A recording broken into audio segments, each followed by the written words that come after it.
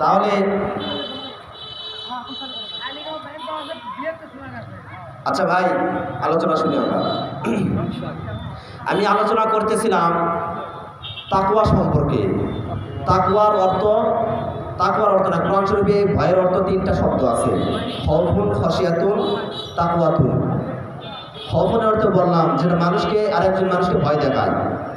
আর একটা শব্দ হলো খাশিয়াতুন, এটার অর্থ কিন্তু ভয়।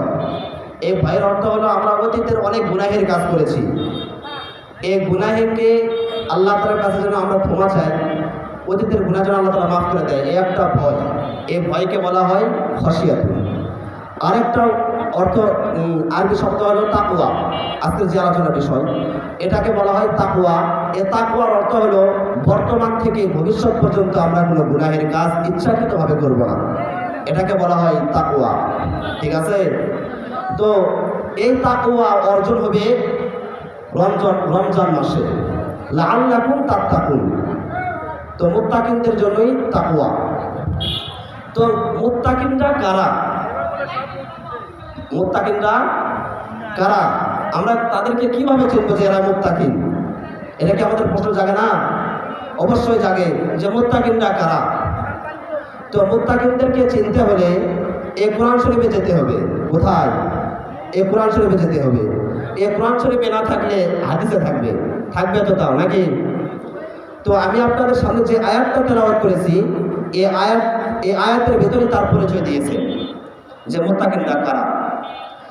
আমি আপনাদের সামনে যে সূরা থেকে আলোচনা করব, যে আয়াতটা তেলাওয়াত করেছি, এই সূরার নাম কি জানেন? সূরার নাম আলে ইমরান। সূরার নাম কি? আলে ইমরান। এই কোরআন শরীফের ভিতর পুরুষদের নামও আছে, পুরুষদের নামে সূরা আছে, মহিলাদের নামেও সূরা আছে, আবার প্রাণীদের নামেও সূরা আছে। ইমরান কিন্তু একজন ব্যক্তির নাম। সূরা ইব্রাহিম আছে, ইব্রাহিম সূরা নাই? আছে। সূরা নূহ আছে, সূরা হুদ আছে। এরকম ভাবে 7 জন পুরুষ ব্যক্তির নামে সূরা নাযিল করেছেন আল্লাহ। আর একজন মেয়ের নামে সূরা নাযিল করেছেন, সে সূরার নাম কি? মারিয়াম। নাম কি? মারিয়াম। আচ্ছা, এই সূরা নাম কি বললাম? আলে ইমরান। আলে ইমরান অর্থ হলো, আল অর্থ পরিবার, আর ইমরান অর্থ ইমরান, তাহলে ইমরানের পরিবার। মুহাম্মদ আদম থেকে শুরু করে মুহাম্মদ পর্যন্ত সকলের কিন্তু পরিবার ছিল না? কিন্তু আল্লাহ তাআলা কারো কোনো পরিবারকে নির্বাচন না করে ইমরানের পরিবারকে কেন নির্বাচন করলেন? তাহলে তাদের পরিবার কেমন ছিল? আমাদের পরিবারের অবস্থা কি? বর্তমান আমাদের পরিবারের অবস্থা কি? এমন অবস্থা, স্বামী স্ত্রীর কথা শোনে না, স্ত্রী স্বামীর কথা শোনে না, ছেলে বাবার কথা শোনে না, বাবা ছেলের কথা শোনে না। এরকম নাই? আছে। তো যাই হোক, ইমরানের স্ত্রীর নাম ছিলেন কি? হান্না। আর ইমরানের মেয়ের নাম কি ছিলেন? মারিয়াম। সেই মারিয়াম নামে একটা সূরা আল্লাহ তাআলা নাযিল করেছেন। মারিয়ামটার নাম কেমন? ভালো না? এই মারিয়াম অর্থ হলো পবিত্র। তিনি একজন পবিত্র ছিলেন। তার পেটে যে সন্তান ছিল, এই সন্তানের নাম ছিলেন ঈসা আলাইহিস সালাতু ওয়াস সালাম। ঈসা আলাইহিস সালাতু ওয়াস সালামের কোনো বাবা ছিল না, তিনি একজন পবিত্র। এই পবিত্রের জন্য তার নামই রাখা হয়েছেন মারিয়াম। এজন্য সামনেতে আমাদের সন্তান যখন, মেয়ে সন্তান যখন ভূমিষ্ঠ হবে, তাদের নাম রাখবো পবিত্র, মানে কি? মারিয়াম। তো যাই হোক, আমি আপনাদের সামনে আলোচনা করতেছিলাম ইমরানের 133 নম্বর আয়াত তেলাওয়াত করেছি। কয় নাম্বার? এই 33 নম্বর আয়াতে, 133 নম্বর আয়াতের ভিতর পাওয়া যাবে কাকে? ভুলে গেছেন? যারা মুত্তাকিন তাদেরকে পাওয়া যাবে।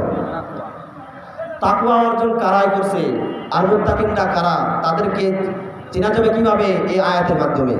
এই আয়াতের ভিতর যারা মুত্তাকিন তাদেরকে, তাদের 5টি জিনিস পাওয়া যাবে। কয়টা জিনিস? তাদের ভিতর 5টা জিনিস থাকবে। কয়টা জিনিস? 5টা জিনিস। রব্বুল আলামিন বলেন, ওয়াসারিউ ইলা মাগফিরাতিন মির রাব্বিকুম ওয়া জান্নাতিন আরদুহাস সামাওয়াতু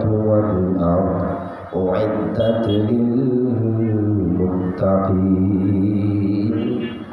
ওয়াসারিউ, মুত্তাকিনদেরকে যে পুরস্কার দিবে তার আগে আল্লাহ তাআলা কিছু কথা বলতেছেন। ওয়াসারিউ, তোমরা ধাবিত হও ইলা মাগফিরা, ক্ষমার দিকে। জান্নাত, ওয়াসারিউ ইলা মাগফিরাতিন মির রাব্বিকুম, রবের পক্ষ থেকে ক্ষমা রয়েছে। ওয়া জান্নাহ, এবং জান্নাত রয়েছে। আরদুহাস সামাওয়াতু ওয়াল আরদ, আর এই জান্নাতের পরিমাণ কত, জান্নাত কত বড় হবে এই কথা বলছেন যে সামা আর আসমান এবং জমিন যত বড় তার চেয়েও বড় হবে, মানে অগণিত বিশাল হতে পারে। ঠিক আছে, এর কোনো গণনা নেই। তো উইদ্দাত লিল মুত্তাকিন, এটা হলো মুত্তাকিনদের জন্য। জান্নাত কাদের জন্য? মুত্তাকিনদের জন্য। এখন বলতেছে মুত্তাকিনরা কারা, এই কথা বলতেছেন, মনোযোগ দিয়ে শুনবেন। কার কথায় কে হেদায়েত হবে বলা যাবে? যাবে না। আমরা মুত্তাকিনদের আলামত নিয়ে আজকে বাড়ি যাব, পারবো তো ইনশাল্লাহ? প্রধান বক্তার আলোচনা শেষ করে বাড়ি যাব। তবে যে আলোচনাটা করতেছি আপনারা এই আলোচনাটা স্মরণ রাখবেন।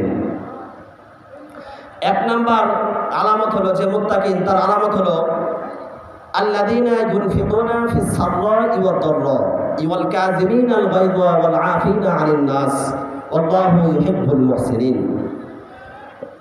রব্বুল আলামিন বলেন আল্লাযীনা ইউনফিকুনা ফিস সাররা'i ওয়াদ দাররা'i, আল্লাহ রব্বুল আলামিন বলেন যারাই সুখে দুঃখে আল্লাহ তাআলার রাস্তায় দান করে তারাই হলো মুত্তাকিন। যারাই সুখে দুঃখে কি করেন? দান করেন। বলতে পারেন যে হুজুর, যে হুজুর আছে সে হুজুরের দানের ওয়াজ করে, এরকম কি মনে হচ্ছে আপনাদের? এটা কিন্তু মুত্তাকিনদের আলামত।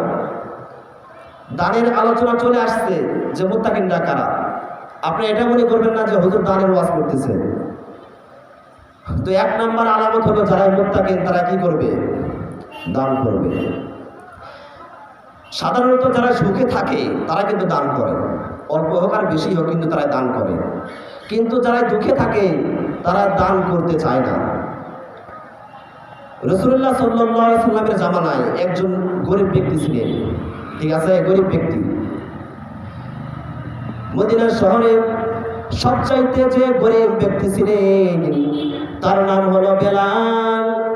বেলাল রাদিয়াল্লাহু তাআলা আনহুকে রাসূলুল্লাহ সাল্লাল্লাহু আলাইহি সাল্লাম বললেন, বেলাল তুমি আল্লাহ তাআলার রাস্তায় দান করো, তুমি সুখে থাকো আর দুঃখে থাকো, তুমি সেইভাবে আল্লাহ তাআলার রাস্তায় দান করো। তিনি ছিলেন একজন গরিব। কেমন গরিব? তিনি সকালবেলা খাবার খাইলে দুপুরবেলা কি খাবে এরকম তার খাবার ছিল না। দুপুরবেলা কি খাবে, খাবার পরে রাতের বেলা কি খাবে এরকম তার খাবার ছিল না। রাতের বেলা খাবারের পর সকালবেলা কি খাবে এরকম তার রাস্তাঘাটে ছিল না। আজকে গোসল করার পর কালকে কি কাপড় পরিধান করবে এরকম তার কাপড় ছিল না।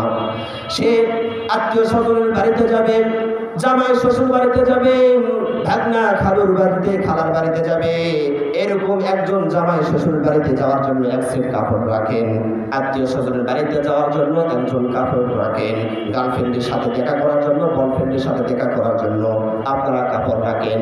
কিন্তু বেলালের এক সেট এক শটে নয়, শুধু লজ্জাস্থান ঢাকার মতো একটা কাপড় ছিল। সেই বেলালকে বলছেন, বেলাল তুমি আল্লাহ তাআলার রাস্তায় দান করো। বেলালকে বলছেন, বেলাল শোনো, তুমি যদি আল্লাহ তাআলার রাস্তায় দান করতে পারো তাহলে কিন্তু কমবে না। তুমি যদি আল্লাহ তাআলার রাস্তায় দান করতে পারো তাহলে তোমার দানের মাধ্যমে তোমার সম্পদ বৃদ্ধি পাবে। সুবহানাল্লাহ বলুন।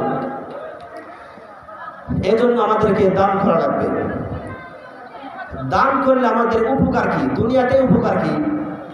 শোনেন, আখিরাতের উপকার আমরা নেব না, ধরে নেন। দুনিয়ারই উপকার আমরা নিব, কারণ আমরা সকলেই চাই যে আমাদের উপকার যেন কি বলে যে সাথে সাথে যেন পাই, উপকার যেন কি সাথে সাথে পাই। দেখে একজন ভাই আর একজন ভাইয়ের সাথে যদি মারামারি কাছাকাছি ঝগড়া বিবাদ করে, দীর্ঘ 10 দিন 12 দিন 15 দিন পর তাদের সাথে কিন্তু কথাবার্তা হয় না। কথাবার্তা হয় কেন হয় না বলেন তো? রাগ করে থাকে, যে বড় ভাই বলে আমি কথা কমো না, তাকে আমি লালন পালন করেছি ছোট থেকে, আর ছোট ভাই বলে আমি তার সাথে কথাবার্তা বলবো না, সে আমার সম্পদ লিখে নিছে। এরকম হয় না? এরকম কিন্তু হয়। তো আল্লাহ এবং বান্দার ভিতর রাগ আছে না নেই? অবশ্যই কিন্তু রাগ আছে। তো দুই ভাইয়ের সাথে সম্পর্ক করে দেখি,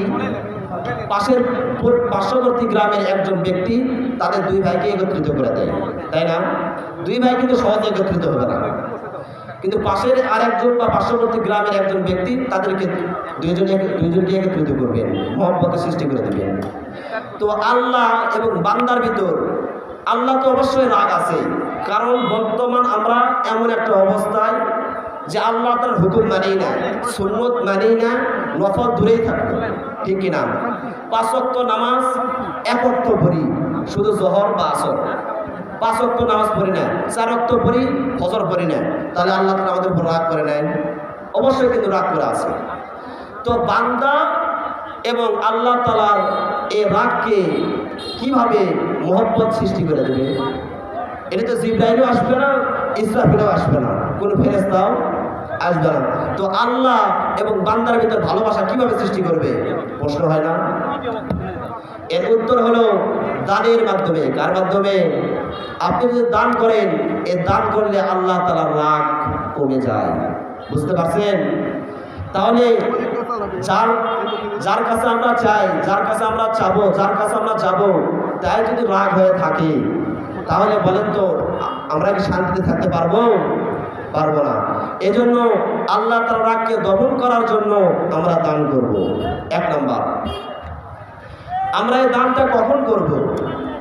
আল্লাহ তাআলা বলতেছেন, আল্লাযীনা ইউনফিকুনা ফিস সাররা ওয়াদ দাররা, আল্লাযীনা ইউনফিকুনা আমওয়ালাহুম বিল-লাইলি ওয়ান-নাহারি সিররান ওয়া আলানিয়াতান ফালাহুম আজরুহুম ইনদা রাব্বিহিম ওয়া লা খাউফুন আলাইহিম ওয়া লা হুম ইয়াহজানুন। আল্লাযীনা ইউনফিকুনা আমওয়ালাহুম ফি সাবিলিল্লাহ, আল্লাহ তাআলার রাস্তার মধ্যে তোমরা দান করো। কখন দান করবে? বিল-লাইল, রাতে, ওয়ান-নাহার, সিররান ওয়া আলানিয়া, প্রকাশ্যে অথবা গোপনে দান করুন। তো লা খাউফুন, যারা দান করবে তাদের কোনো ভয় নাই, ওয়া লা হুম ইয়াহজানুন, তাদের কোনো টেনশনও নেই। এজন্য আমাদেরকে দান করা লাগবে। এই দান আপনি 2 ভাগে করতে পারেন। এই দান হলো আপনি প্রকাশ্যেও করতে পারেন, গোপনেও করতে পারেন। প্রকাশ 3 মিনিট। গোপনে করলে আপনার উপকার কি? এটা শুনুন। রাসূলুল্লাহ সাল্লাল্লাহু আলাইহি ওয়াসাল্লাম বলেছেন, কাল কিয়ামতের ময়দানে আরাফার নিচে, আরশের নিচে 7 শ্রেণীর ব্যক্তি ছায়া পাবেন। কয় শ্রেণী? 7 শ্রেণী। এই 7 শ্রেণীর ভিতরে একজন ব্যক্তি যে গোপনে দান করেছেন, ডান হাতে দান করেছেন, বাম হাতে জানে না, এই এক ব্যক্তি আরশের নিচে ছায়া পাবেন। এই সূর্য যেটা আছে বর্তমান, এই সূর্য আমাদের কিয়ামতের দিনে 1 থেকে 1.5 হাত ধরে নিলেন, বা 2 হাতে ধরে নেন, 2 হাতের উপর থাকবে আমাদের মাথার উপরে। তাহলে এই যে আমরা যারা পাতারে জমিনে কাজ করি, যখন দুপুরবেলা রোদ হয় থাকতে পারি? থাকতে পারি না। তাহলে ওই সময় আপনি যখন রোদ তো দূরে থাকলো, আগুনের মতো তাপমাত্রা পাবো আমরা। ওই সময় যদি আপনি আরশের নিচে ছায়া থাকতে পারেন, তাহলে আপনাকে দান করা লাগবে, গোপনে দান করা লাগবে। পারবো তো? এটা 1 নম্বর গুণ। 2 নম্বর হলো কাযিমিন আল গাইজ, সে রাগ করবে না। বিস্তারিত আলোচনা, আমার আলোচনা শেষ করব, সংক্ষেপে বলতেছি। 2 নম্বর হলো মুত্তাকিনের আলামত হলো সে রাগ করবে না। মানুষের চরিত্র তখনই বোঝা যায়, সে হাফেজ সাহেব হোক, আলিম হোক, সে যেই হোক, হাজি হোক আর যাই হোক। মানুষকে যদি আপনি পরীক্ষা করতে চান, চরিত্র যদি দেখতে চান, যখন মানুষের ঝগড়া করবে, সে রাগ করে কি করে না, এর ভিতরে বোঝা যায়। যদি হাজি সাহেব হজ করে আসে, কাজাকাজি করার পর দেখবেন সে আগের মতোই গালিগালাজ করতেছে। হাফেজ সাহেব যে কোরআন দিয়ে, যে মুখ দিয়ে কোরআন তেলাওয়াত করতো, সে ঝগড়া বিবাদ করতে করতে গালিগালাজ কথাবার্তা বলে। তাহলে বোঝা গেল এরা মুত্তাকিনের আলামত নয়। মুত্তাকিনের আলামত হলো সে রাগ করবে না। 3 নম্বর হলো খারাপ কাজ করবে।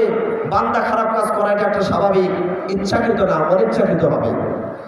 ফেরেশতারা শুধু নেক কাজই করবে, আর শয়তান গ্রুপ বদ কাজ করবে, খারাপ কাজ করবে, আর মানুষ 2 কাজই করবে।